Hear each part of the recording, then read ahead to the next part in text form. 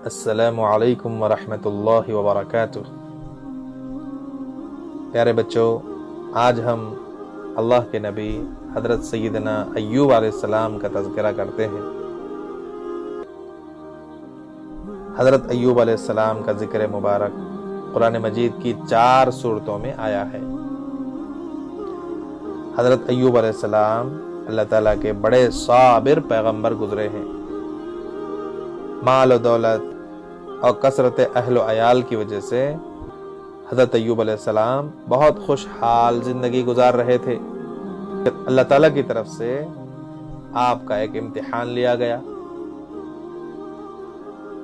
مال و دولت، اہل و عیال، جسم و جان سب پر آفت آ گئی۔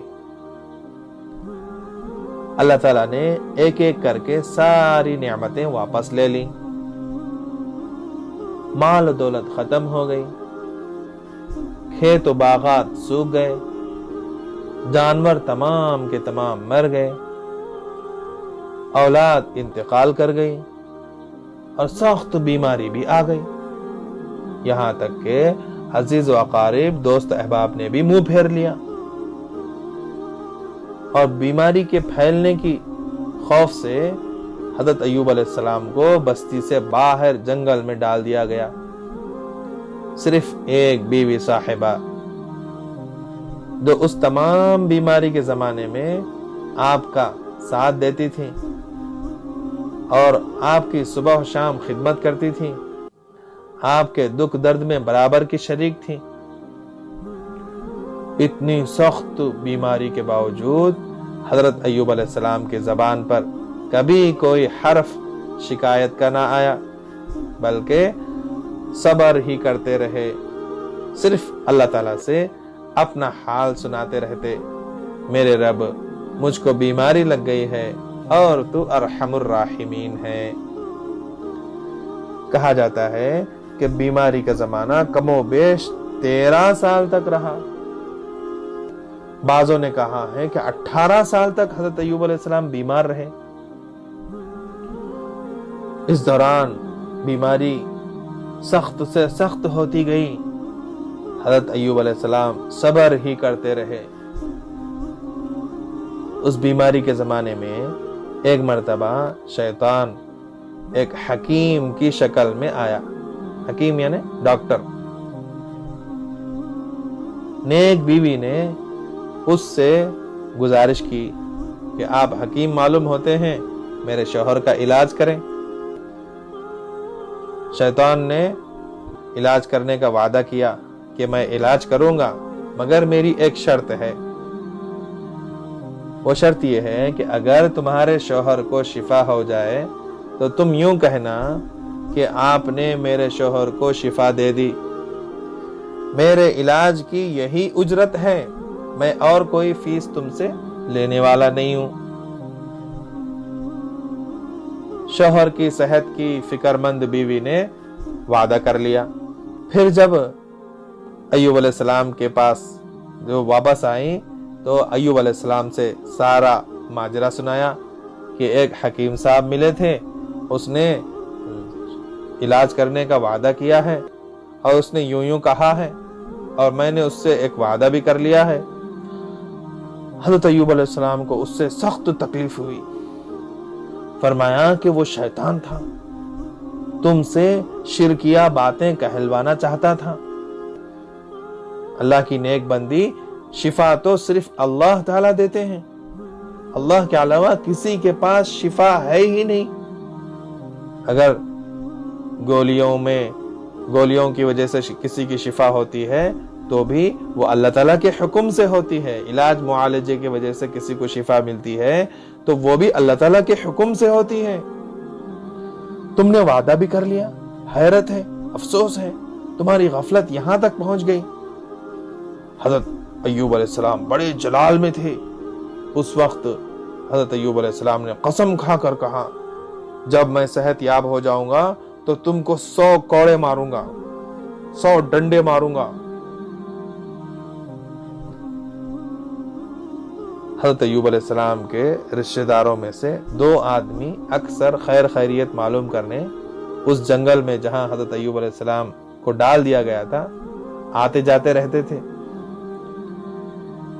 ایک مرتبہ ان میں سے ایک نے دوسرے سے کہا کہ ایسا معلوم ہوتا ہے کہ ایوب نے کوئی بڑا گناہ کیا ہے جس کی وجہ سے ان کو ایسی سخت بیماری کی سزا دی گئی ہے۔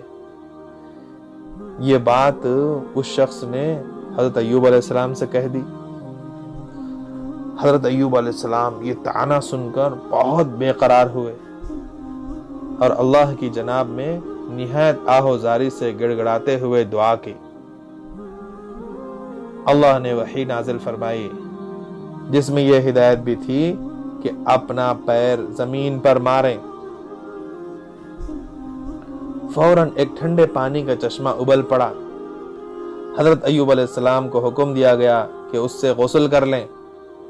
حضرت ایوب علیہ السلام نے اس چشمے کے پانی سے غسل فرما لیا تو آپ کی بیماری ختم ہو چکی تھی۔ آپ پہلے سے زیادہ صحت مند اور تندرست نظر آنے لگے۔ شہر سے آپ کی بیوی صاحبہ جب واپس آئیں تو بالکل پہچان ہی نہ سکی۔ خود ایوب علیہ السلام سے پوچھنے لگی کہ یہاں میرے بیمار شوہر رہا کرتے تھے، آج کہاں چلے گئے پتہ نہیں چل رہا۔ حضرت ایوب علیہ السلام نے انہیں بے چین پا کر اطمینان دلایا کہ میں ہی ایوب ہوں۔ پھر اللہ کے فضل و کرم اور رحمت کے اس چشمے کا واقعہ سنایا۔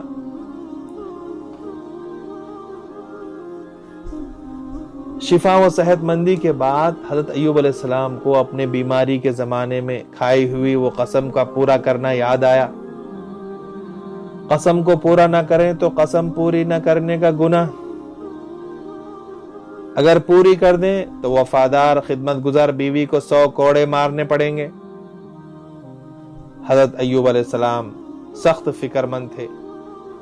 اللہ تعالیٰ نے اس قسم کو پورا کرنے کا ایک طریقہ بتایا کہ 100 پتلی پتلی کاڑیوں کا ایک گھٹا بنائیں، جس طرح ہمارے یہاں کاڑیوں کی جھاڑو ہوتی ہے نا، اور اس سے اپنی بیوی کو ایک مار دیں، بس قسم پوری ہو جائے گی۔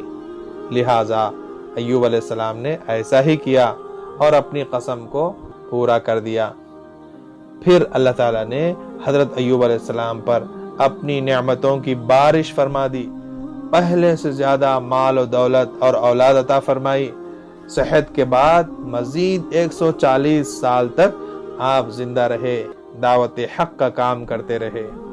پیارے بچوں، حضرت ایوب علیہ السلام کے واقعے میں ہمیں یہ سبق ملتا ہے کہ بیماری اللہ تعالیٰ کی طرف سے آتی ہے، شفا بھی اللہ تعالیٰ ہی دیتے ہیں۔